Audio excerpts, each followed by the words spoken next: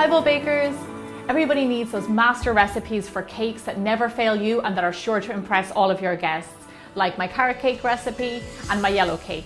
Well, today I am sharing with you my go-to chocolate cake recipe with chocolate fudge frosting. So let's get baking. The reason this chocolate cake is my go-to recipe is because it's really fast to make. You can mix it all by hand without a machine. It's rich, moist, and every time I make it, people love it. So we're going to get started in a large bowl. Sift together your flour, sugar, cocoa powder, baking soda, and salt. And then gently mix them all together. The reason that we sieve this is because sometimes the cocoa powder can have lumps and also little bits in it, so you want to make sure you get those out. Once you've sieved them, just give them a little mix together because I like to make sure the raising agent and everything is all mixed up. Okay, we're going to set this guy aside, and then in a separate jug we're going to mix together all of our wet ingredients. Add in your buttermilk, flavourless oil, eggs, vanilla extract, and freshly brewed coffee. For the coffee, you can also make it on coffee granules, and that works really well. Just make sure you don't leave this ingredient out because it complements the chocolate really well and gives the cake extra depth. And don't worry, you cannot taste the coffee. So to make the cake batter, we're going to add our wet ingredients into our dry and then take a whisk and gently mix them all together. You do not want to overmix this batter. Just mix until you get rid of all the lumps and then stop. So one of the key ingredients in this cake is buttermilk. It just makes it lovely and moist, but I know in a lot of countries you can't get buttermilk. So in the recipe, I'm going to show you how you can make an alternative to buttermilk. To bake my cake, I buttered and lined 3 9-inch tins. I'm using 3 because I like lots of layers, but you can also bake it in 2. Divide your batter as evenly as possible between 3 tins. If this gooey, bubbly cake batter is anything to go by, you know this is going to be a gorgeous cake. Okay, these guys are ready for the oven. We are going to bake them off at 350 degrees Fahrenheit or 180 degrees Celsius until they're just cooked, and you'll know because they'll be firm in the middle. While our cakes are in the oven, this is the perfect time to make our chocolate fudge frosting. In a stand mixer, add in your room temperature butter and whip it up until it's nice and light. You can also make this with a hand mixer. Lovely. When your butter is whipped and nice and light in colour, this is the time you want to add in your icing sugar. When adding your icing sugar, it's important to add it spoonful by spoonful, letting each one incorporate and then add the next. This is an important stage, and I know a lot of you have problems with buttercream getting volume in them, and this will help that. Also, make sure that your icing sugar is sifted. Okay, perfect. As you can see, it's nice and light and fluffy. We're going to go in with our spatula, scrape down the sides of the bowl, make sure we didn't miss any sugar. Then we're going to add in our sifted cocoa powder, milk, and vanilla extract. And then we're going to turn it up to a medium-high speed and let it beat really well together and whip up nicely. To yield a really good frosting, make sure that you use an unsweetened cocoa powder, and that's also good quality. And hot chocolate is not a replacement for cocoa powder, just in case you were thinking it.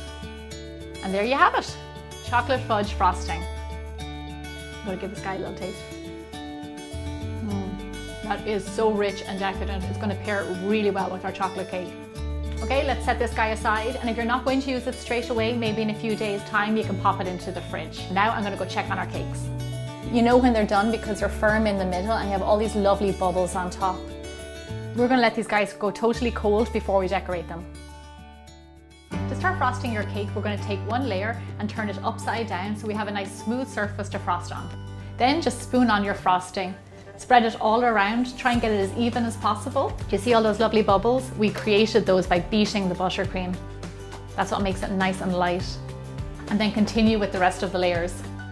I find when it comes to frosting cakes, the faster you do it, the better result you'll have. So try not to spend too much time, don't overthink it, and just go for it. Now, I happen to have this lovely little turntable that helps me a lot when I'm cake decorating, but if you don't have one, don't worry about it, they're not totally necessary. Now what we're going to do is let the crumb layer set. So we're going to pop it in the fridge until the frosting goes kind of hard, and then we're going to decorate on top of that. In addition to the chocolate frosting, I'm also going to decorate my cake with sprinkles. Sprinkles make everything look better. They give it beautiful colour and just elevate the look of it. I'm going to use these beautifully coloured sprinkles, and can you believe I actually made these? It is really easy, and I show you how in a bonus video over on my website. I know you're going to love them, so I advise you to go check it out. It's been around 20 minutes or so, and as you can see, our crumb layer is nice and set, so we're going to go ahead and frost our final layer on top of this. When frosting a cake, I think it's a good idea to start at the top and work your way down the sides. Just put a big dob of frosting and go around as far as you can. Beautiful. Try and get it as smooth as you can all the way around.